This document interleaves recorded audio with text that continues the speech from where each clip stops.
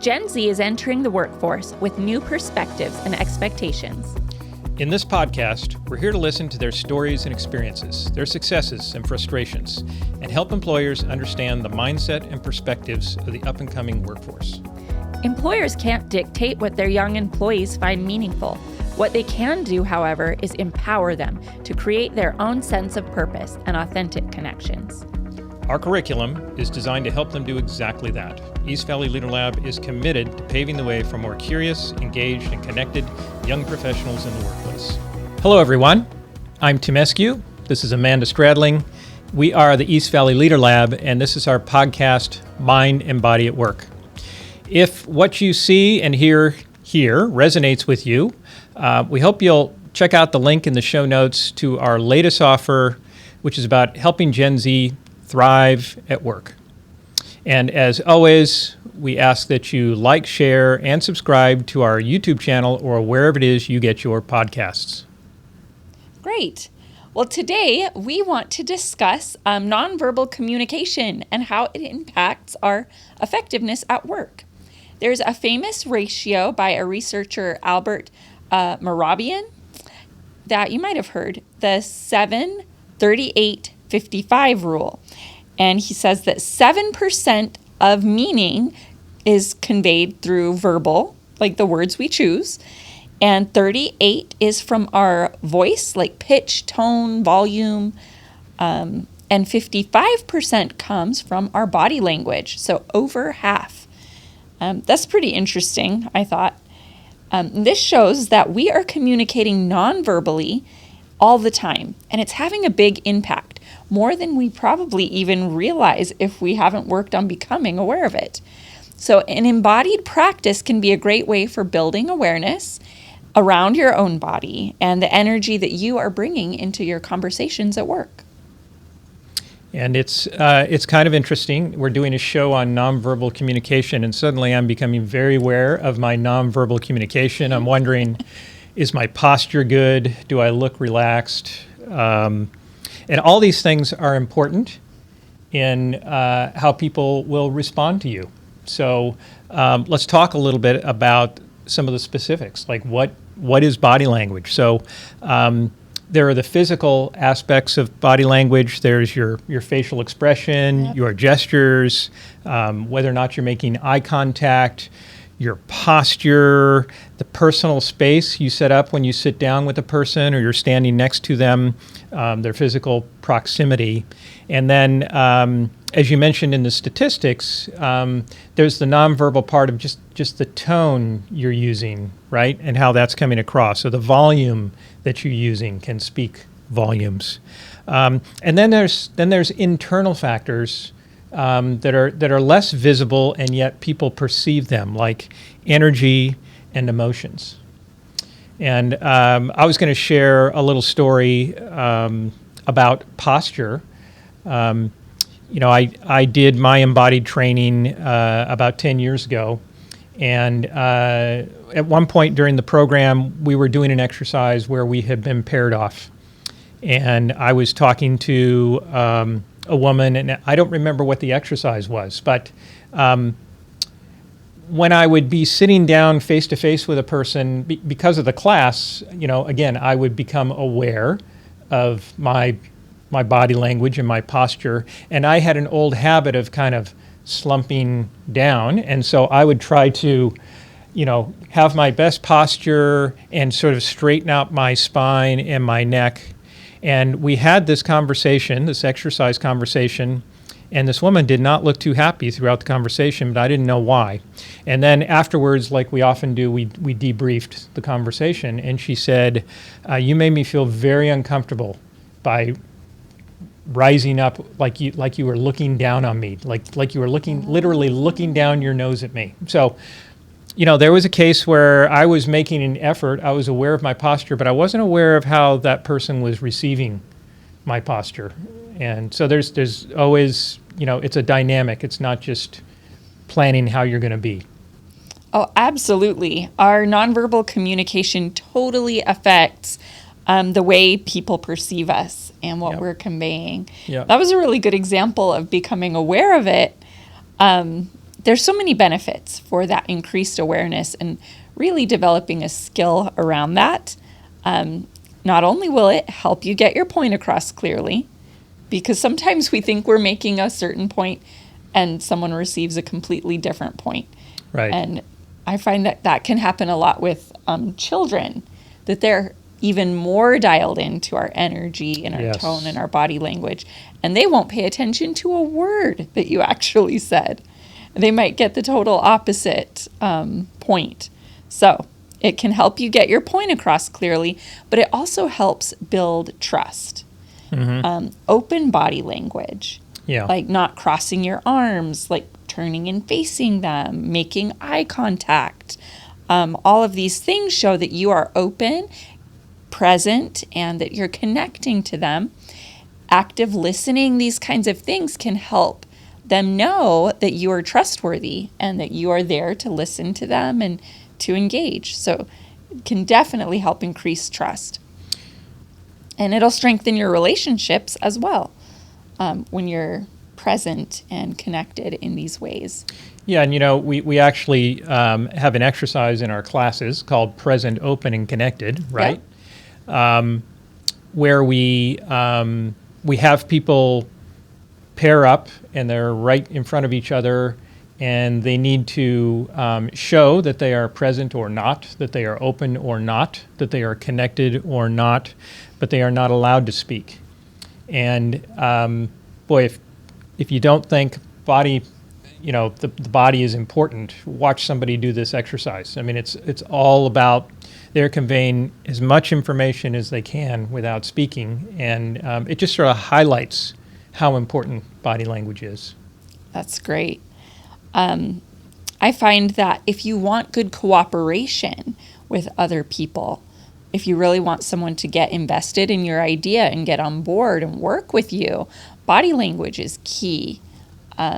Something that really helps with that can be mirroring, kind of mimicking their posture a little bit or their movements, their gestures. They'll start to do it kind of back to you unconsciously. And you don't have to be weird about it, but it's something that humans naturally do to kind of sync up and get on the same page about something. And so that's a great little body behavior to increase cooperation. Of course, we know that good presence, good energy, good body language, even just like a gentle smile as you're communicating, it can really shift the whole mood of the workplace. Yeah. Yeah, that reminds me of a little story. Again, going back to my embodiment training, I studied with Bob Dunham for several years. And, a couple years into the program, when I was starting to feel like I was starting to get it and I was carrying myself a little different, I walked in the beginning of the day in one of the conferences, and I walked up to Bob, very confidently and said, "Bob, nice to see you. How you doing today?" And he looked at me and he said, "Tim, start with a smile." And, that was an old habit that I have. I still have. I don't naturally smile in social situations. So, he picked up on it immediately. It mattered as much as what I was, my intent in that situation. Yes, very good. A really important outcome, even though it shouldn't be your whole goal, these kind of connections and behaviors, they can lead to opportunities for career advancement, right? Because if people are perceiving you differently and you're having a positive impact in your communication, you're cooperating better, more effective conversations, it's going to lead to more opportunities to get hired or they're going to perceive you as more responsible. You're going to get more responsibilities. So, right. It's part of that trust and relationship and absolutely the many things that can bring you over time. One thing is the better you get at this, the more confidently you will start to carry yourself and the less stressful interactions you're going to have. So increased confidence, decreased anxiety. We could all use more of that at work. Yes. Yeah, and I think I know in my past, one of the ways that I would deal with anxiety is I would try to get as prepared as I could for a situation, for a slightly stressful situation. And that can lead to performing a little bit too much, right? So there's a balance between being prepared for a situation, maybe getting yourself psyched up and ready for a situation, rehearsing a little bit, but then showing up authentically.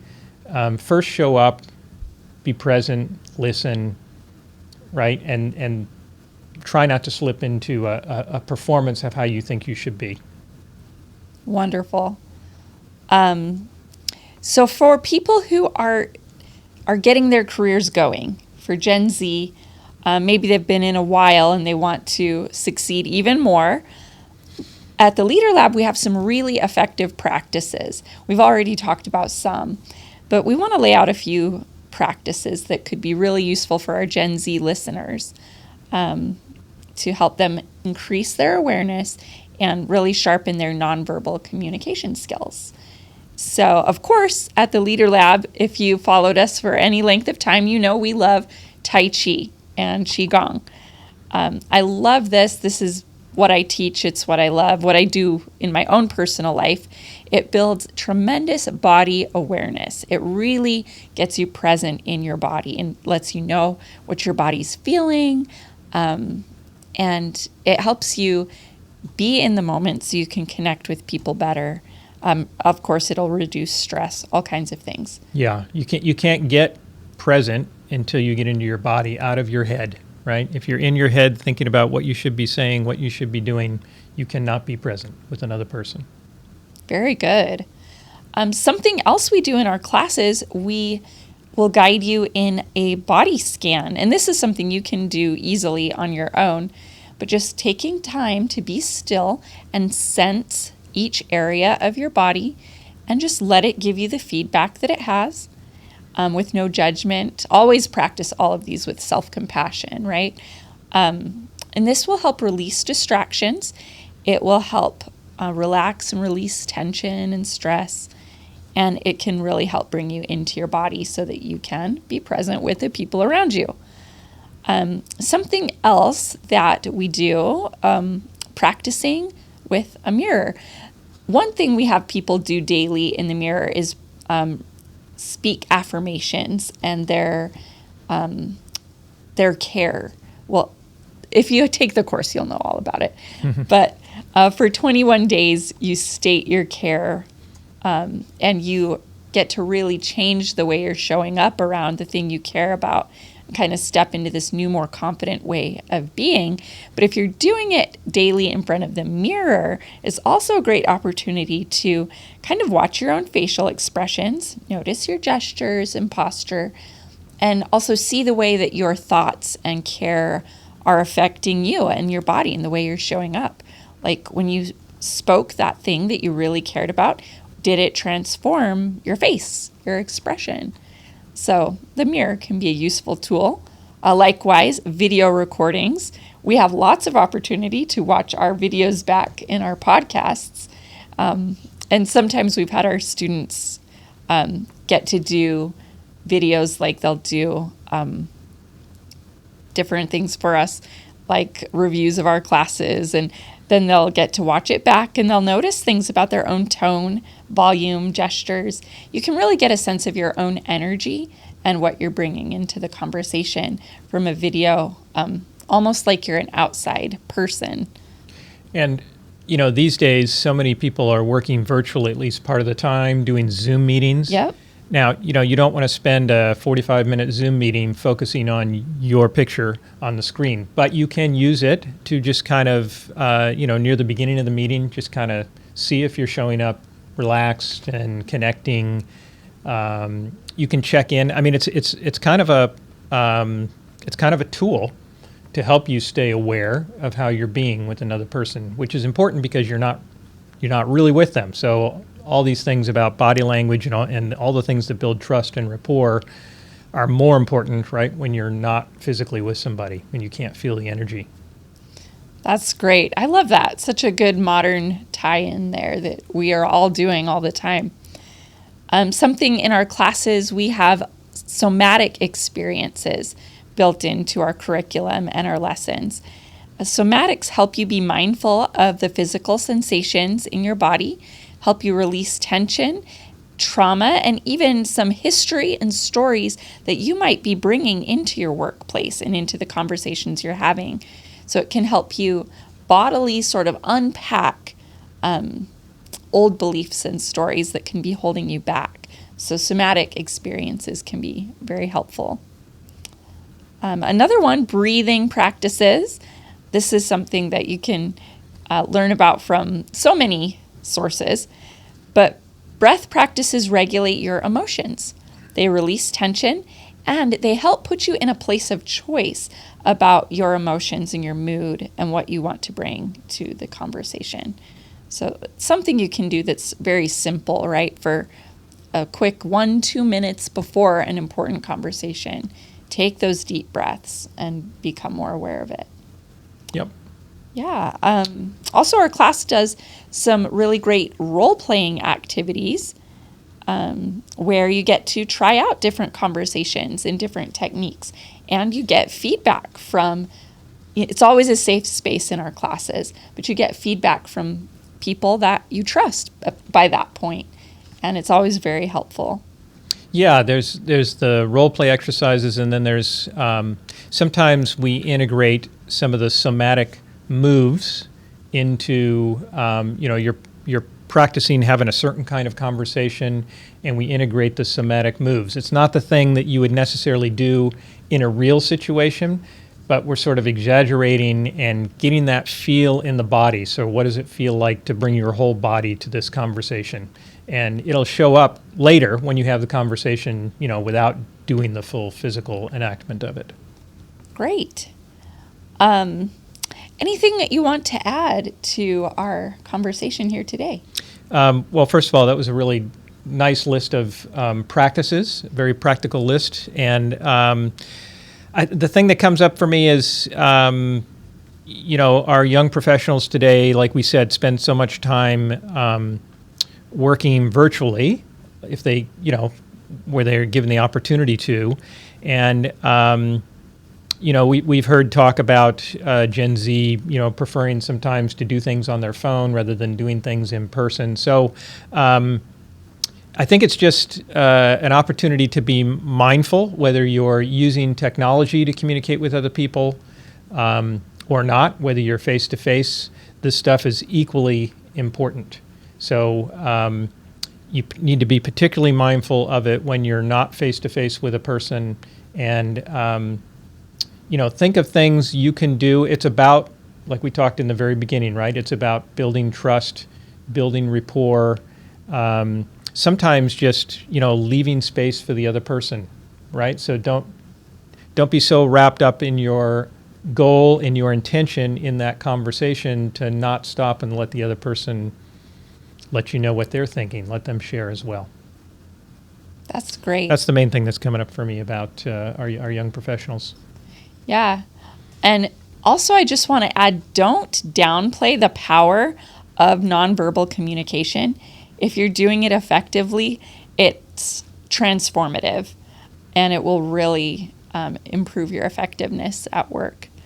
I used to do a lot of substitute teaching, and in junior high, which is pretty stressful, at least it was for me. And you mean teaching it? Yeah, teaching. Junior as well high as being in it. Stressful. Yeah. But of course, junior high classes change every hour, right? So I got a chance to choose every hour how I was going to show up, because I'd already dove into this world of Tai Chi, embodiment, leadership. And sometimes if I was stressed or rushed and just trying to jump right into the lesson that was someone else's lesson anyway, totally ineffective. But if I took time to do like 1 minute of Tai Chi before I let the class in, take a couple deep breaths, and then focus on my body and being present and the way I was communicating, the tone I was using, magically that class would go so much better than the one before. And yeah, every time every time I did that, it was just a totally different experience based on the energy that I brought to the room. And you all have that same power in your jobs, in your career. So I hope you will learn to unlock it. I think that's a really good example. I think most of us have some sort of little ritual we do before we go into a new meeting at work. My ritual used to be getting crystal clear about what's the goal of this meeting, what are the key things that I need to touch on, the agenda. But after some training in embodiment practices, I realized that I need to spend at least as much of my prep time, which often is just a minute or 2 minutes, Yep. Focused on my energy, right? If there's something that's bothering me about that day, I need to let that go. Do something with my body, something with my breathing to be fully into the meeting. So good examples. That's great. Thank you. And thank you to our listeners for joining us today. It's been great. We invite you to build awareness around how your body is showing up in your conversations. And if this resonates with you, please pick a practice that we've mentioned today and incorporate it and see if it helps improve your conversations at work. Let us know. We love to hear from our listeners. We'd love to hear how your personal leadership journey is going. And if you want to take a deeper dive into any of these topics, please consider joining us for our next class. We would love to see you there. And until next time, be well and keep moving. This has been Mind and Body at Work with the East Valley Leader Lab. Please click on the link in the show notes for a description of our newest offer, Helping Gen Z Thrive at Work. This is our embodiment training to help new young workers integrate into your organization. As always, if this content resonates with you and your cares, please like, share, and/or subscribe to our YouTube channel or wherever it is you get your podcast. Be well and keep moving.